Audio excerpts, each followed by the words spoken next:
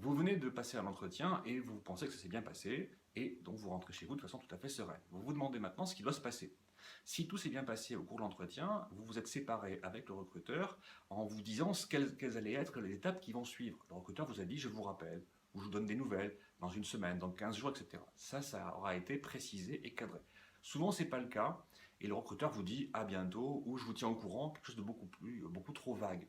Donc il est important, dans tous les cas, à la fois pour remontrer votre motivation et aussi pour bien cadrer les étapes successives, de maintenir le contact avec le recruteur. Et pour ça, il y a une solution toute simple, c'est de faire un simple mail à la fin de l'entretien, dans la soirée ou le jour qui va suivre, pour remercier le recruteur et lui rappeler deux éléments importants. Le premier point, c'est de lui rappeler votre motivation pour le poste. C'est la motivation, vous allez la démontrer en expliquant que vous avez compris que le poste demande telle ou telle compétence, telle ou telle aptitude, telle ou telle action à mener, et que vraiment ça vous intéresse, ça vous correspond et que vous savez faire ça. Donc rappelez votre intérêt sur le poste à partir de vos compétences.